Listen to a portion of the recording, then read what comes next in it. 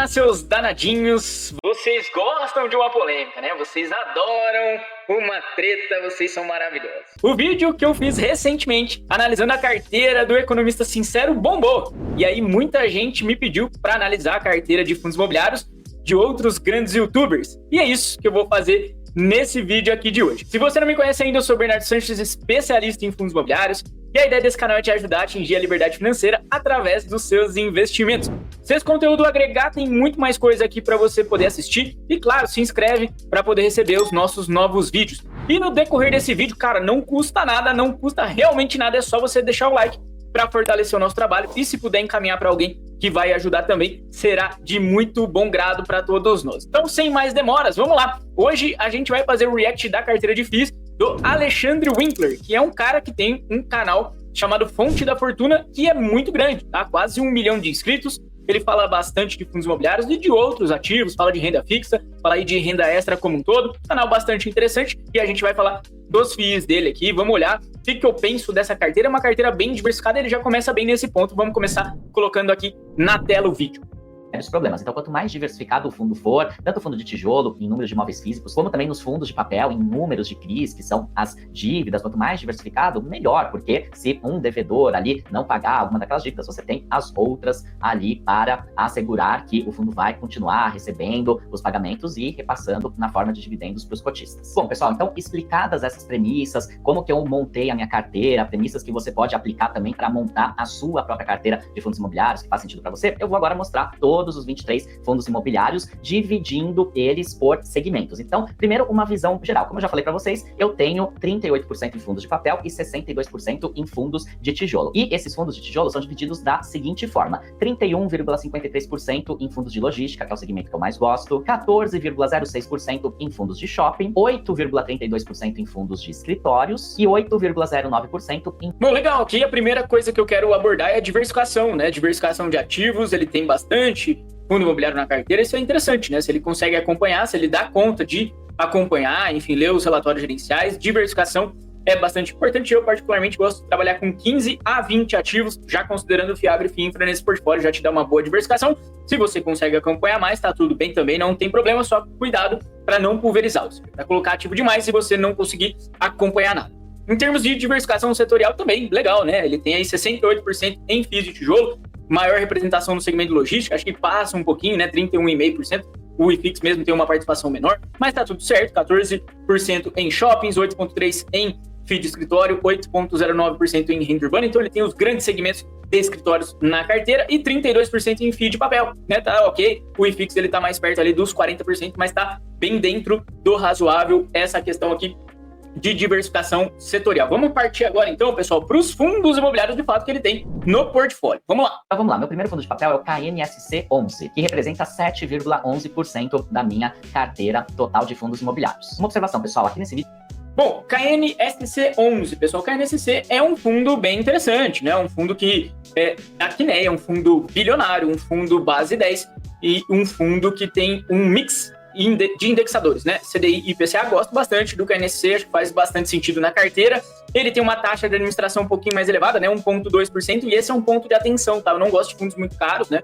Então esse é um ponto de atenção no KNSC. Acho que você deve observar também. Aliás, esse é um ponto importante na avaliação dos fundos de papel aqui do Alexandre, tá? Ele tem fundos que têm taxa de gestão e administração um pouquinho mais caras, pelo menos na minha visão. Vamos lá, partir agora para observar o segundo fundo que ele tem na carteira. O segundo fundo da minha carteira de papel é o RBRR11, outro fundo considerado high grade, ou seja, de baixo risco, preço sobre IVP praticamente no valor justo, 0,97.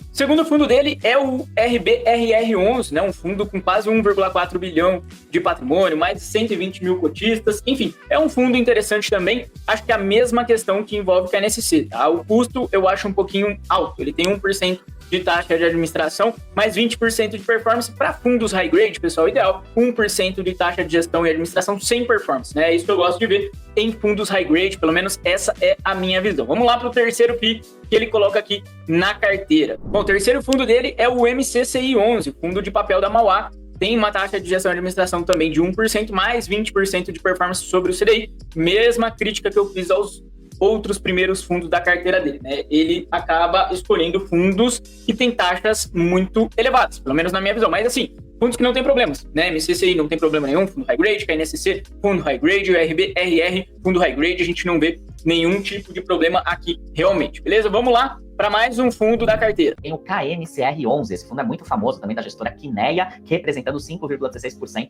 do meu patrimônio. Bom, aqui KNCR11, né, o maior fundo da nossa bolsa, quando ele gravou tinha 5,7 bilhões de patrimônio, hoje já passou de 7 bilhões, é o maior FII, tá, em termos de patrimônio, tem um número enorme de cotistas, é um fundo high grade também, focado no CDI, ou seja, ele tenta ali buscar a indexação à Selic, né, trazer o rendimento atrelado à Selic, e claro, Selic alta, dividendo do KNCR, tá lá nas alturas, faz bastante sentido ter CDI na carteira, acho que tá bem ok. Vamos lá para mais um fundo de papel, agora ele entra um pouquinho nos FIIs, que a gente chama de middle risk, né, o risco médio. Vamos seguir agora já para um fundo middle risk, risco médio, que é o RECR11. O preço sobre VP dele tá um pouco mais baixo.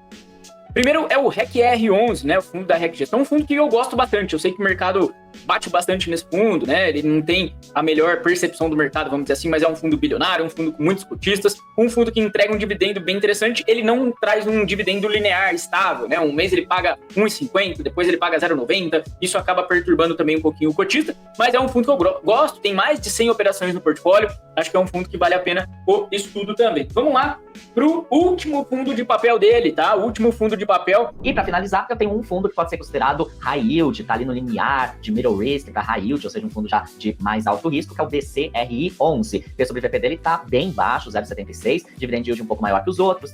Muito bem, o último fundo de papel dele, pessoal, é o BCRI11, né? O BCRI, ele é um fundo middle risk alto, né? Ele fala tá no limiar, perto do high yield, ele tem razão, né? É um fundo bastante antigo, do Banestes, tem uma taxa mais baixa, 1%, acho legal, só que esse fundo tá com muitos problemas na carteira, né? Ele tem 13% da carteira aí, ou inadimplente, ou em waiver, vou até compartilhar o relatório gerencial mais recente aqui do BCRI, exatamente com essa informação, olha só, 13,11% da carteira com algum tipo de BO. Então esse é um tipo de problema que a gente não quer ter na nossa carteira, né? São muitas operações, muitos CRIs aí que deram problema no portfólio. Ele já teve uma exposição bem maior também em fundos imobiliários, né? Hoje, salvo engano, está em torno de 3%, mas a exposição dele já foi bem maior, especialmente naqueles chamados fundos high yield. Esses fundos deram problema, né?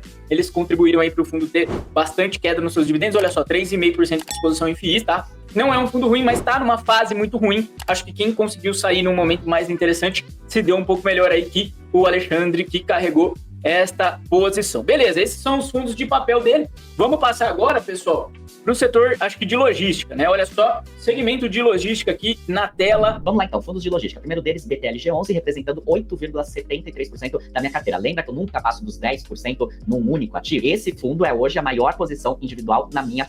Legal, né? A maior exposição dele aí, com 8,7% da carteira, é o BTLG11. Eu acho que é um fundo bem ok, né? Bem tranquilo para você ter uma exposição um pouquinho mais ampla, né? Eu, particularmente, gosto de passar para vocês e para os meus clientes, e nos nossos por 7 a 8% como limite de exposição. É nesse patamar que ele tá. Fundo enorme, fundo com baita qualidade no seu portfólio, 90% do seu portfólio no estado de São Paulo, enfim.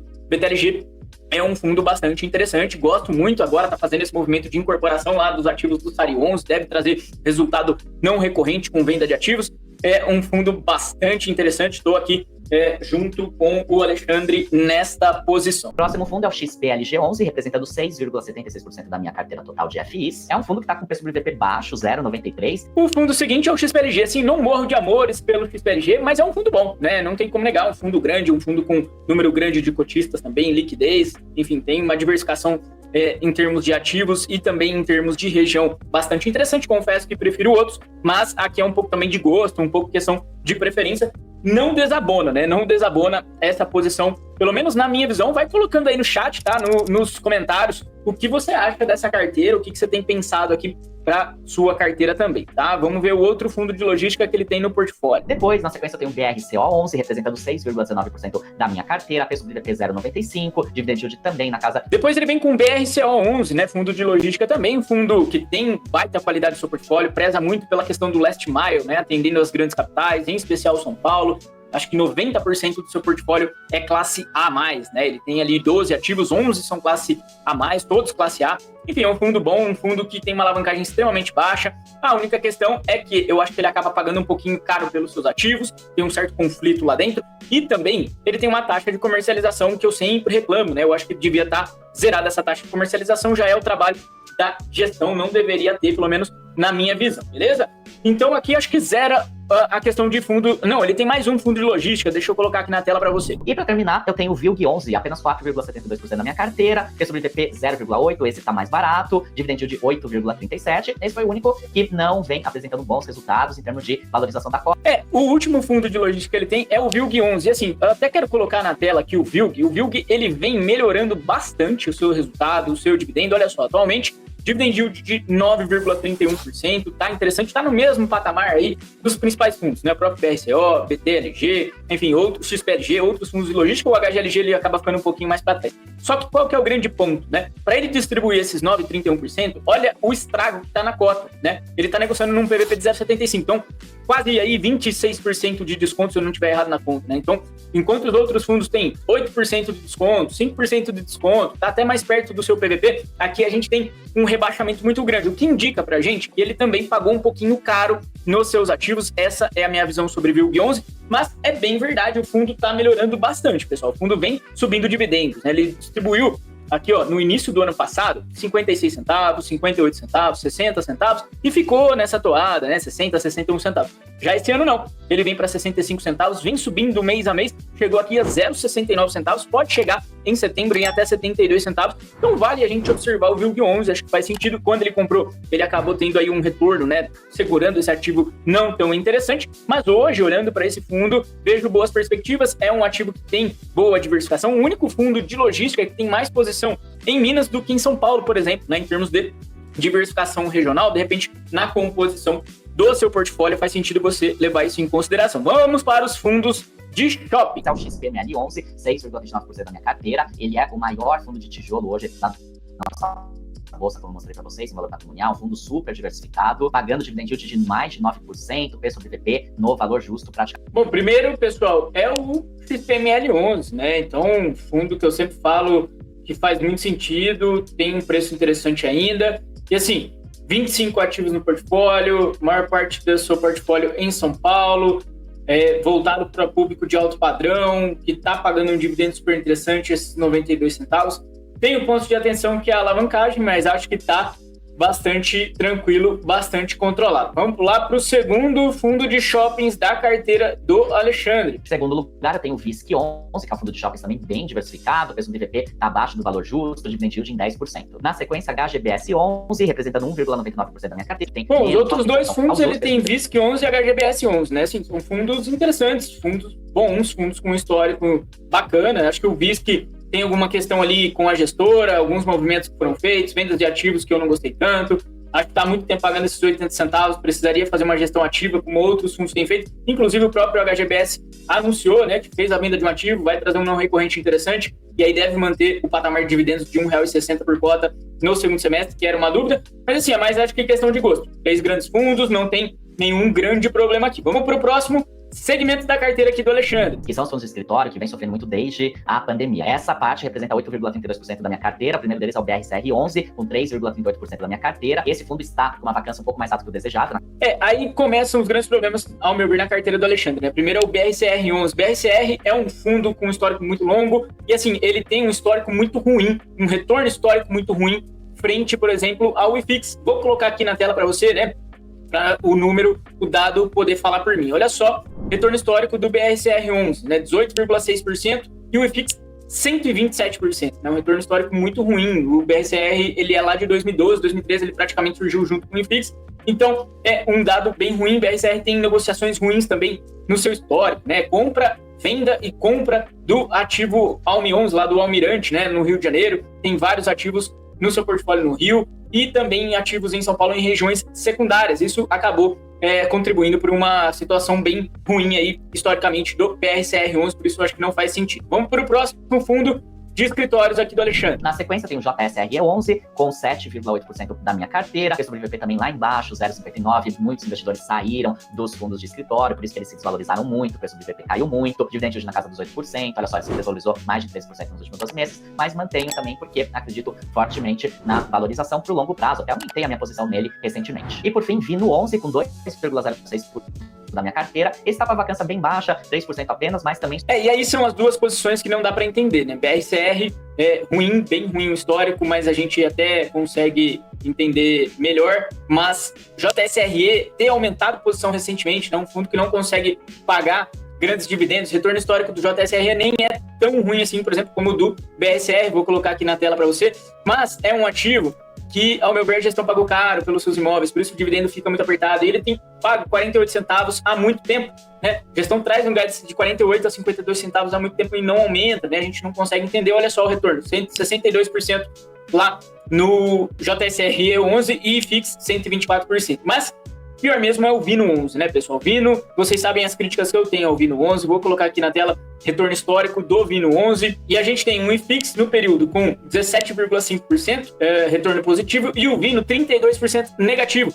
Fundo que tem 40% da sua receita atrelada a um único imóvel, que é o ativo da Globo, que foge totalmente do escopo daquele inicial que o Vino foi criado. Fundo que tem uma alavancagem muito alta, uma alavancagem custosa. Então, cuidado, tá? O Vino, que também está na carteira lá do Economista Sincero, e a gente não consegue entender. E para encerrar, ele tem os ativos aqui do setor de renda urbana, que aqui eu acho bem ok, né? Ele coloca dentro da renda urbana o KNRI, que na minha visão é um híbrido, né? Mais do que um renda urbana, ele é de fato um híbrido, tá? Mas ele também coloca TRXF11 e HGRU. Vou passar de outras categorias que não essas últimas que eu falei. Podem ser imóveis que vão ser alugados para supermercados, para hospitais, para escolas, faculdades, enfim, normalmente são imóveis comerciais. Primeiro dos fundos HGRU 11 com 3,08%, dividend yield dele 9,33%, é um fundo bem diversificado, muitos imóveis. Depois o KNRI 11, que é um fundo até considerado meio híbrido, tem imóveis, tem outros investimentos, preço de VP exatamente 1, dividend yield em 7,47%. Depois tem o GARE 11, 1,82% da minha carteira. Esse é um fundo que antigamente era o GALG 11, que era um fundo de logística, e agora ele passa por um processo de transformação para se tornar um fundo de renda urbana. Então, além de alguns campos de logística, ele vai ter também investimentos nesses imóveis comerciais. Preço de VP 0,96, dividend yield em 11%. E para finalizar, o fundo que entrou recentemente na minha carteira, o TRXF11, que é um fundo também de renda urbana, investe em imóveis comerciais que são alugados para supermercado. E aí, concluindo, então, a análise da carteira aqui do portfólio, né, do Alexandre. Pessoal, eu acho que é um bom portfólio, acho que tem alguns pontos de atenção. Primeiro, são muitos ativos, eu gosto de trabalhar de 15 a 20 ativos já inserindo o Fiagro e Infra. Então, ele tem muitos fundos imobiliários. Para acompanhar isso aqui é mais difícil, você tem que ter bastante tempo, ter bastante coragem, né, para leitura de relatório, fato relevante. Acho que é uma carteira até um pouquinho pulverizada, tá? Segundo ponto, fundos high grade dele tem taxas muito elevadas com taxa de performance. Não gosto de fundo de papel high grade com taxa de performance, e taxa elevada acaba, de alguma forma, trazendo um retorno mais baixo para você lá no final. E em escritórios, o grande problema, né? Vino 11, JSRE 11, BRCR 11, aqui fica bastante difícil da gente aceitar. Acho que ele poderia rever bastante essa posição. Pelo menos essa é a minha visão do portfólio dele, mas deixa aí nos comentários o que você achou. Deixa outras pessoas que você gostaria que a gente fizesse esse tipo de vídeo, esse tipo de react. Valeu demais. Se inscreve aí para receber todos os nossos conteúdos. Não esquece do like e até a próxima, se Deus quiser.